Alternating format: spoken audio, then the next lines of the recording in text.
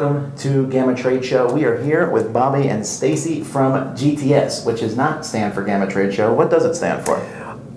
Well, it actually stands for GAMA's Talkin' Sports. This is a long story. You want to hear about this? Yeah. All right, so back in the 70s, there was a company called Georgia Music, and they were a distributor of sheet music.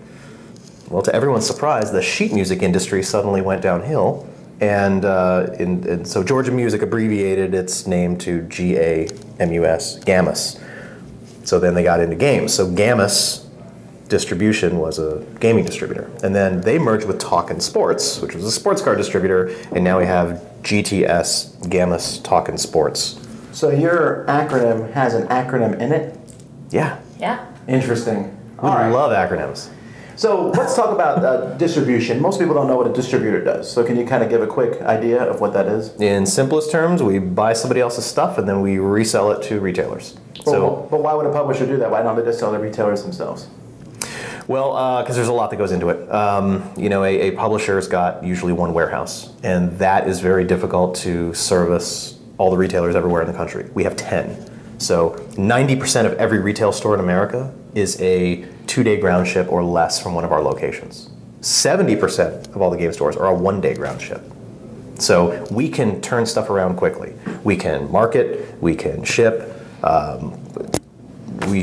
We're a one-stop shop basically for a retailer, and publishers need to focus on making great games and making sure they get made correctly and on time, and you know, they're not logistics centers.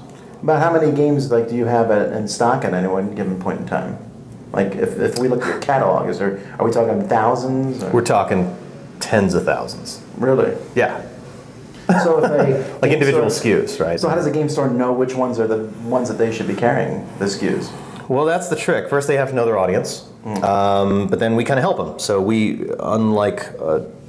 do something that most distributors don't really do, which is we do marketing. We have a very big marketing team that does a lot of different things to make sure that not only the players know what's coming out and when and why it's cool, but also the retailers as well, right? So. So that retailer knows his audience. He's like, oh, I've got a bunch of miniature gamers in my store, or I've got a bunch of CCT players, or whatever. And so we make sure that he knows about the products that are right for him and his store. And something we do every quarter, actually, is we take the top 25... Power rankings. The top 25 best-selling board games that we've sold by quarter, and we post it on our website. And you can see it by units sold and by dollars sold. So if you're a retailer, you can look on there and go, oh, second quarter, wow, I had no idea that was like GTS's #3 selling board game. That's amazing. I don't have any. I need to order some. Well, let me ask you this, since he's hogging all the time. What are you guys doing here at the GAMA Trade Show? What's the purpose of coming here? Here we're talking to different companies, we're doing face-to-face meetings with a lot of different people, we're explaining the things that we do, and especially on the marketing side, we're trying to explain to people who maybe don't use our service yet or don't use it to their full capacity, and we're saying, here, look at all of the things that we can do for you. We can do some Facebook marketing for you, we can do some e-blasts for you. So I'm pretty excited about it. So you would think that you would recommend that if someone does have a retail store, they should be here. Absolutely. Yes. Yeah. I mean, this is there's a lot of great information at the GAMA Trade Show, whether you're a new retailer or you're just looking for whatever else is new. But having FaceTime with the game publishers as well as your distributors it's valuable for everybody. We get a lot out of the show. So. Now this show is really interesting because it's like we start seeing stuff that's happening in 2015. Each year, especially the last 5 years, the change in the gaming industry has been big. What changes are we going to see in 2015? You're already starting to see, 5 years ago, a lot of publishers were going exclusive with a distributor because at the time, for a lot of those publishers, it was a resource consolidation move. Right. We don't have the people or the money or the time to do all these things, and it made sense for us. Well, in just 5 short years, we're now seeing that trend reverse. We're seeing a lot of game publishers figuring out that exclusivity was not good for them. It wasn't good for even the distributor that was dealing with them. It wasn't good for the retailers. It certainly wasn't good for the players. And now they're coming away from those agreements and they're going through broader distribution, which I think has helped everybody. There's, people have a hard time finding certain titles, and it shouldn't be that way. So the more people that carry it, the better.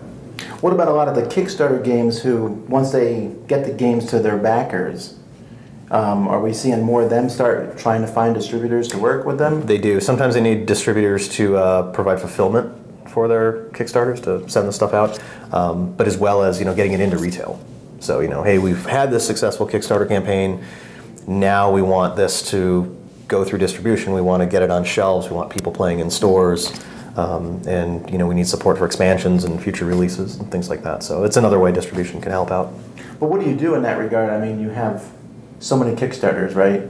I don't know that you can carry all of them. I mean, how do you determine if a game is worth carrying or not? Part of it is gauging demand, both at the consumer level as well as retailer level.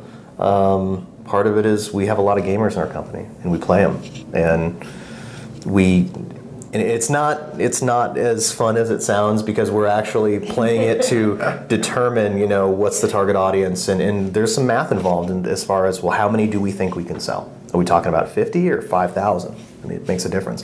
If it's only a game that we're going to sell 50 copies of, we're probably not your best choice.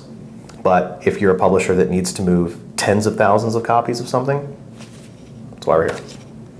In 2014, were there any games that really stood out to you that did really well on the distribution level? Have you heard of Sheriff of Nottingham? Yeah. This wasn't self-serving. No, but I mean, was it I think maybe Star Realms did really well? Star Realms I think that caught everybody by surprise. Yeah, definitely. Tiny little box. What about you? What stood out for you in 2014? Well, 2014, you have to go with Dead of Winter because, there are many distributors who don't even have it. And I still get asked, do you have it right now? Do you have it in stock? Can I buy it from you? So Dead of Winter is definitely up there for 2014. A lot of angry typing with Dead of Winter. Yeah, exactly. Where is it? Do you have it? I want it now. Yeah, that was a big one. In collectible card games, there's one called Force of Will that was previously only available in Japan. Really? And it's got great artwork, and now it's we're carrying it, and it's really starting to catch on, which is kind of a little bit surprising because CCG markets, the CCG market's been pretty flooded, and it's very hard to survive. Any CCG can have a launch, but we see so many of them come and go, and there's not a lot of room. And so for something to catch on and gain traction, that's a pretty tough feat. So. Yeah, we're seeing like a shift, I think, in games. For a while, the Euro game type games were doing really well. Now they're still doing well, but we're seeing a lot of really light stuff seems to be doing family stuff. Yeah, I think a lot of the Splendor has done tremendously well. Yeah, and then there's like all these new kind of titles or monikers that are starting to come out now, like family games, or we always just call them gateway games, but now there's like, well, it's a family gateway game or a pub style game. There's like these categories being created all the time, and then publishers filling those categories with pub style games, for example. So I mean, it's a cool time to. Do you have any predictions about 2015? You think we'll see anything major, big happen this year? I think one of the things that we saw in 2014 that we're going to see continue is the iPad integration into board games. Everybody was really worried about that. Don't put an iPad in my board game. And I've heard Alchemist is doing really well. It is. Alchemist is doing really well. I mean, but XCOM is another one. XCOM, Golem Arcana. Yeah. So that's one that takes all the math and fiddly stuff out of a tactical miniatures game, which I think people have been waiting years for that to feature. So I think you're going to see more of that because I think people have gotten over the fear and suspicion of how does it work when I play a board game that has an iPad involved. Publishers are coming up with new and creative ways to integrate those iPads, and so maybe the sky's the limit for that, and we're going to see more of that. And other games too have already had maybe not iPad integration, but a smartphone integration. Escape has an app that you can use that will do the timing for you, so you don't have to have a CD and to play the background music. Sheriff of Nottingham has a funny app that the tracker app, but the it scorekeeper. says insults in the background if you let it go. And I didn't even know that. All right. Yeah. Was there anything else you wanted to say before we close up here? Well, not really. I mean, this is our first meeting of the show, and our meeting schedule is packed. And for us, this is a week of endurance. So we get to meet with all the publishers. We get to see what's coming out.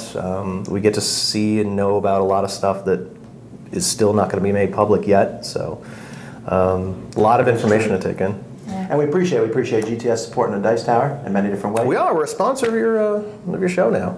And so it's exciting, and there's many more great things coming. Thanks, guys, so much for watching. Until next time, I'm Tom Bassel, and you've been watching The Dice Tower.